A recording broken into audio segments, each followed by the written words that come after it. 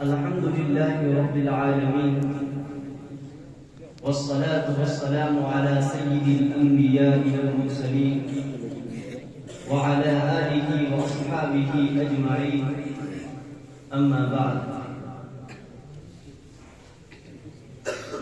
خدا کے نام سے ہم جلسے کا آغاز کرتے ہیں. وہی مالک ہے، اسی کے کرم پہ ناز کرتے ہیں. اسی کے فضل سے آغاز کا انجام ہوتا ہے، اسی کی مہربانی سے جہاں کا کام ہوتا ہے.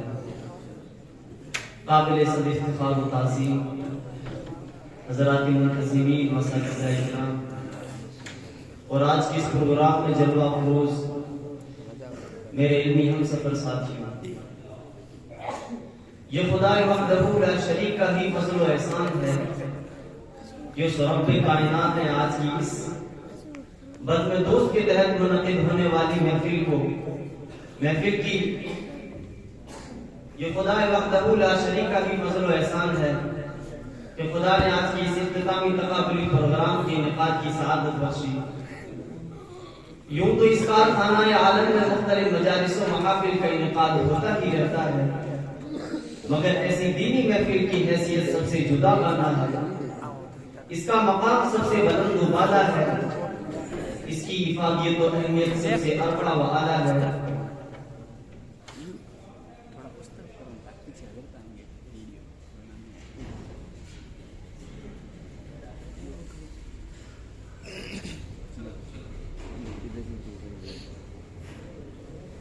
اس لیے کہ آج کے سرور پرور اجلاس کا انعقاد نمود و نمائش کے لیے، رسول عظمت و شوکت کے لیے یا کسی اور دنیاوی منفعت کے لیے نہیں، کیونکہ تاریخ انسانی شہادت دیتی ہے کہ فن خطابت نے بڑے بڑے گل کھلائے ہیں، بے شمار کارنامے انجام دیے ہیں.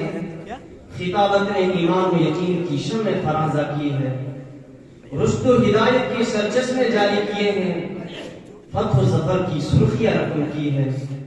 اسی خطابت نے غلامی کی زنجیریں کاٹی ہے، غریب و کمزور انسانوں کو جور و جفا کے خلاف بغاوت کا حوصلہ عطا کیا ہے.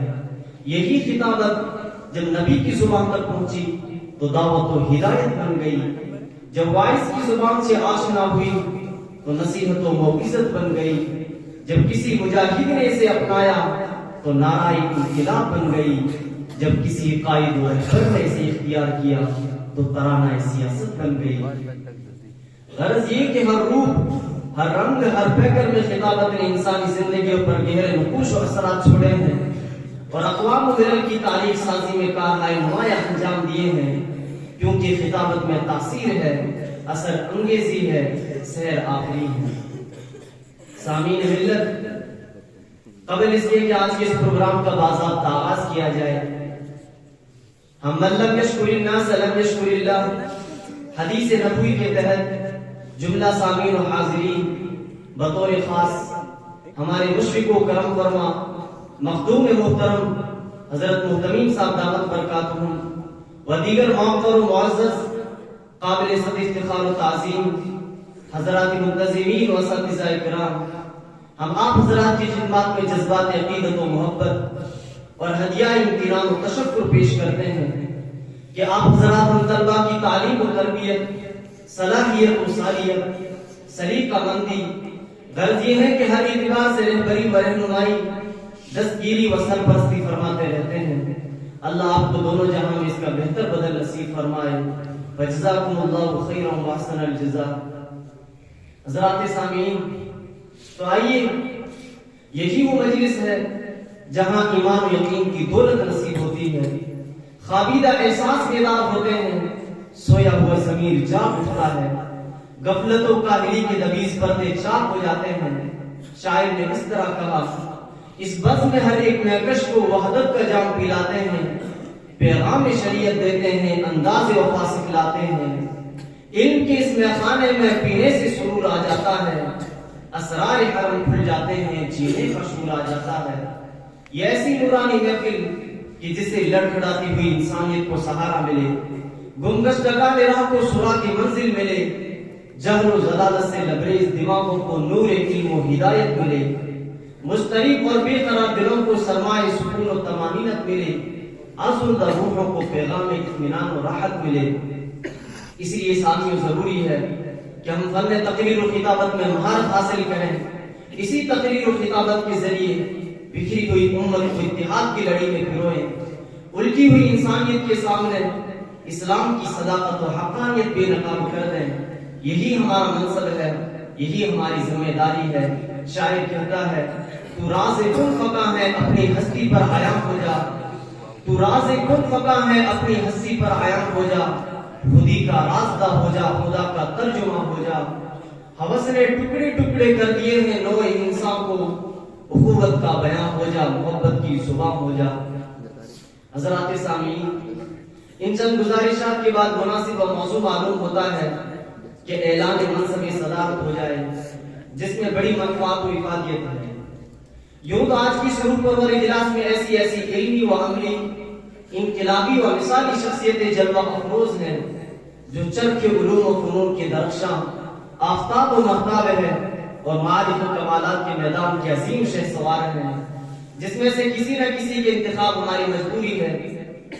اسی لیے میں بزم دوست کے تحت منعقد ہونے والی محفل امینی کی افادیت اور اہمیت کو دوبالا اور اجاگر کرنے کے لیے ایک ایسی شخصیت کا انتخاب کرنے جا رہا ہوں، جس سے ہماری بزم کا ایک ایک فرد گہری عقیدت و وابستگی رکھتا ہے، کیونکہ ان کی شفقت و محبت ہر موڑ ہر قدم پر ہماری رفیق و حلیف رہی ہے۔ حضرت والا کی کرم فرمائی اور درہ نوازی کے شائبان تلے ہم نے حصول علم و فن کے کئی مرحلے طے کیے ہیں اور لاتعداد منزلیں سر کی ہے۔ حضرت والا کی رہنمائیوں اور حوصلہ افزائیوں ہی کا نتیجہ ہے کہ ہماری انجمن ترقیات کی راہوں پر گامزن ہے، جس کا تازہ ترین نمونہ آج کا یہ اجلاس ہے۔ میری مراد فدائے ملت کے خلیفہ و مجاز حضرت الاقدس عارف باللہ مولانا قاری محمد امین صاحب دامت برکاتہم العالیہ محتمیم شیخ الحدیث ادارہ آدھا۔ مجھے یقین کامل ہے کہ علامہ اقبال نے میر کارواں کے جو اوصاف بیان فرمائے ہیں، نگاہ بلند سخن دل نواز جاں پرسوز، نگاہ بلند سخن دل نواز جاں پرسوز، یہی ہے رفت سفر میر کارواں کے لیے۔ یہ تمام کے تمام صفات حضرت والا میں بدرجہ ختم موجود ہے، اور میں دیگر احباب سے بڑی امید رکھتا ہوں کہ اس حسن انتخاب کی تحسین و توثیق فرمائیں گے۔ السلام علیکم ورحمۃ اللہ وبرکاتہ۔ چمن کے نوشگفتہ گل سے جیسے پیار ہے سب کو، چمن کے نوشگفتہ گل سے جیسے پیار ہے سب کو، سر محفل صدارت آپ کی تسلیم ہے سب کو۔ حضرت والا کی جلوہ افروز شخصیت ہم طلبہ اور جمیع ارباب انجمن کے لیے بجا ہی نہیں بلکہ سراپا رحمت ہے۔ میں اپنی جانب سے اور جمیع ارباب انجمن کی جانب سے پرزور الفاظ میں تائید و توثیق پیش کرتا ہوں۔ عزیزان ملت، انتخاب صدارت کے بعد اب میں اپنی بات کو زیادہ طول نہ دیتے ہوئے آج کی سرور پر اور اجلاس کا باضابطہ آغاز کرنے جا رہا ہوں۔ تو آئیے آج کی سنورانی محفل کی سب سے پہلی کڑی سے افتتاح بالخیر کی سعادت سے باخبر ہوں۔ میری مراد تلاوت کتاب خداوندی ہے، جو شک و تردد سے بالا تر ہے، ہدی للمتقین ہے، جس کلام موجز نے وحشت و ضلالت کے گھب میں علم و عرفان کی تیر روشن کر دیے، عدم انصاف کا سکہ چار دانگے عالم میں بٹھا دیا، فصاحت و بلاغت کے شہسواروں کو فأتو بسورۃ من مثلہ کا چیلنج دے کر زیر کر دیا، جس نے جمود و تعطل، انتشار و اختلاف کو دور کر کے حکمت و دانش کے ضابطے بنا لیے۔ لہذا ہم زیادہ مستحق اور حقدار اس بات کے کہ کلام مقدس سے ہماری محفل کو نورانی اور روحانی بنائے۔ تو آئیے اس کے لیے میں دعوت پیش دیتا ہوں ششم عربی کے مفلس اور مہذب طالب علم، جو قرات کے نشے کو فراز کی گہری بصیرت رکھتا ہے، جس کی آواز میں جادو مقناطیس ہے۔ میری مراد طالب علم محمد امین موصوف سے درخواست کروں گا کہ تشریف لائیں اور آیات بینہ سے سامعین کو محظوظ و مجلہ فرمائیں۔